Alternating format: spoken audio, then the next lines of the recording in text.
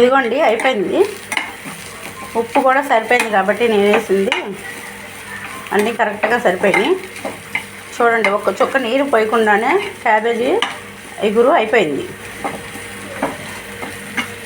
ఇప్పుడు నేను మీ దగ్గర సంబార్ కారం ఉంటే కూర కారం ఉంటే కూర కారం వేసుకోండి, లేదా చిన్నులపాయ కారం ఉంటే చిన్నులపాయ కారం వేసుకోండి, లేదు పచ్చికారం ఉంటే పచ్చికారం వేసుకోండి. ఏ కారం అయినా వేసుకోవచ్చు.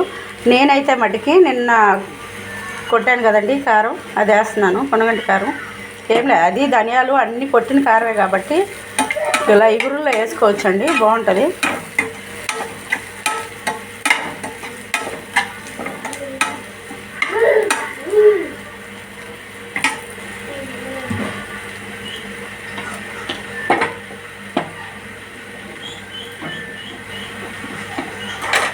అది టేస్ట్ అండి, మేమైతే ఇట్లా వేస్తాను.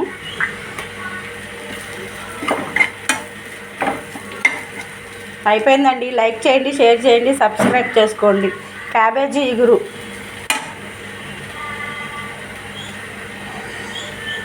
ఒక చుక్క నీళ్ళు లేకుండా చక్కగా ఒక పావు గంట లోపే అయిపోయింది.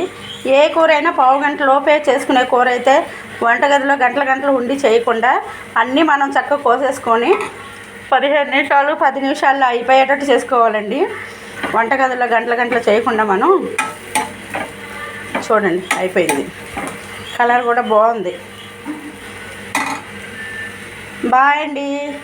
లైక్ చేయండి, షేర్ చేయండి, సబ్స్క్రైబ్ చేసుకోండి, సపోర్ట్ చేయండి.